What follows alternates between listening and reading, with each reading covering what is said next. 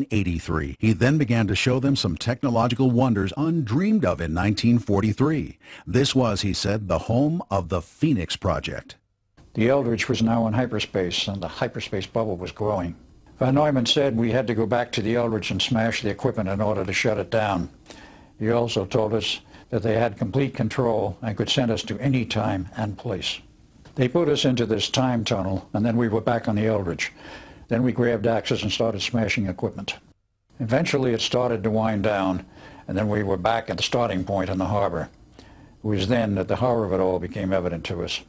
For some of the men, the experience had been simply too much of a strain. Some were dead of heart failure or who knows what. Others were completely disoriented, not knowing where they had been or where they were. But most horrible of all, some of the men, like our younger brother Jimmy, were buried in the steel deck and the bulkheads. As the fields collapsed, the molecular structure of the sailor's body was also shifting. If they were near a bulkhead when it rematerialized, they were stuck in it. Duncan couldn't handle seeing Jim like that. He jumped overboard again and disappeared into the future. I stayed with Jimmy and waited there until the fields collapsed. Is it possible that this rather ordinary-looking U.S. Navy ship could have gone through all that? Did it go skipping through hyperspace like a flat rock on a pond, bouncing into the future and back again?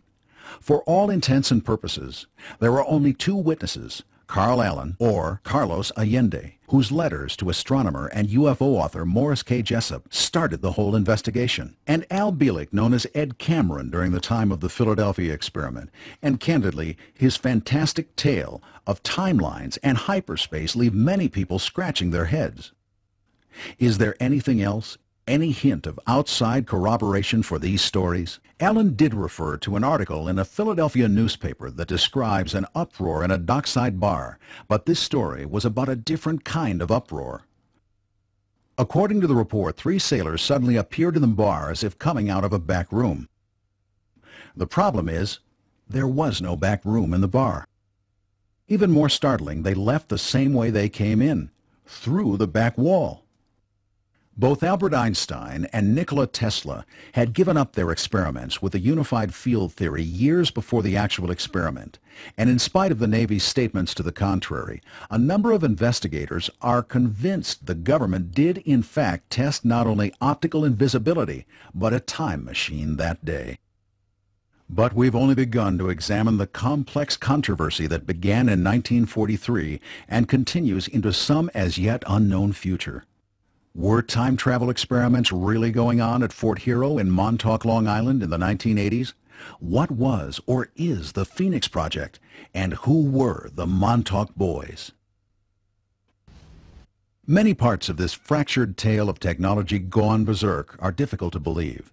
It reads like a combination of H.G. Wells, Jules Verne, and Bridie Murphy. Yet the story is filled with names, places, and dates that are subject to verification. And a number of serious investigators have devoted a vast amount of time and money to doing just that.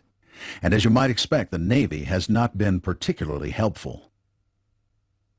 Ever since the story of the Philadelphia Experiment began circulating in 1956, and during the nearly 50 years between then and now, the United States Navy has steadfastly and emphatically denied that any such experiment took place, that the technology to perform such a feat did not exist then and in fact does not exist today.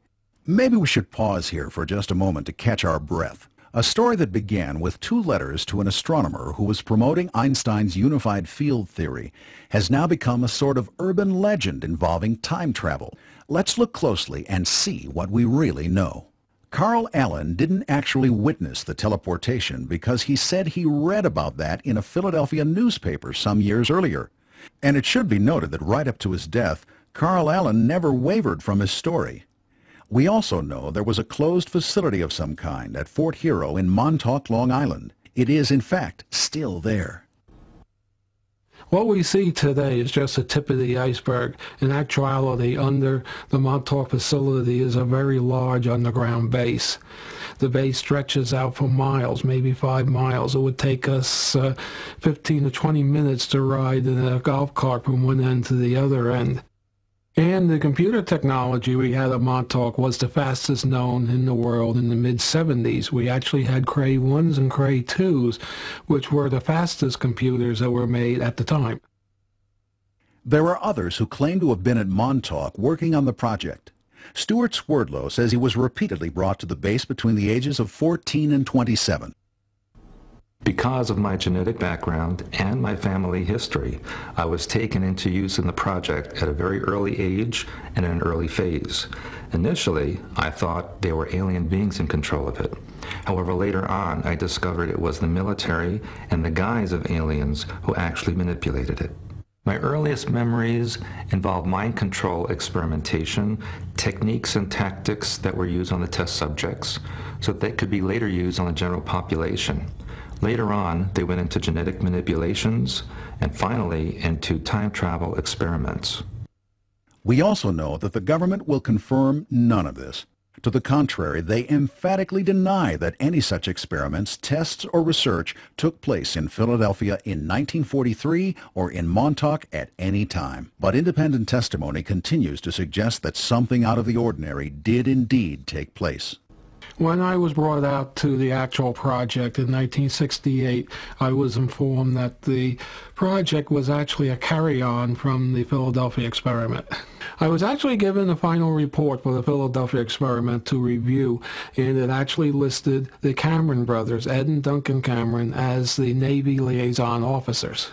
Could it be there is something to the stories after all? The evidence is all circumstantial, but is it compelling enough to warrant further investigation?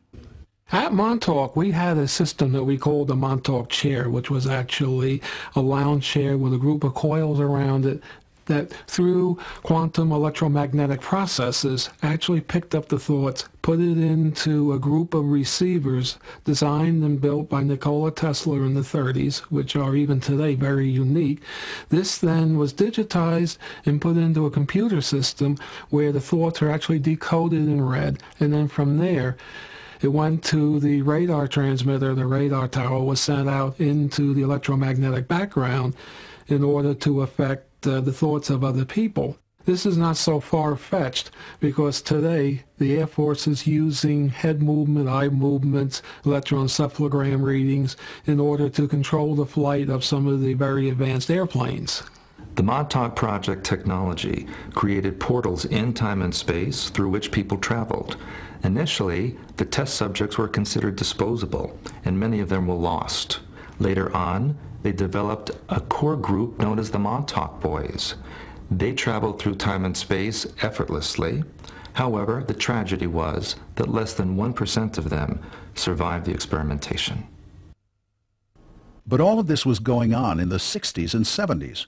Dr. John von Neumann, who is generally considered the father of the modern computer, supposedly died in the 50s. Was there a computer technology capable of these remarkable feats back then? Who could have designed such sophisticated hardware and software? It was alien technology. We simply didn't have the theory, but we had the technical expertise and capability to build the hardware to their specifications. Our government has been working with aliens for years. Einstein's unified field theory was an attempt to demonstrate that all fundamental forces could be shown in a single basic field. It has been a dream of physicists for most of the 20th century, but it is only recently that the world's physicists have found a theory that is crazy enough to meet the requirement. It's called the superstring theory, and it's far too complicated for most of us to understand. So why bring it up? Only because it is the concept of a unified field that makes things like hyperspace and time travel even remotely possible. And there are those who believe the government did not abandon the research when they closed Montauk. I don't believe the final chapter on Montauk has yet been written. When I was there in 1992, I saw evidence that the base had been reactivated.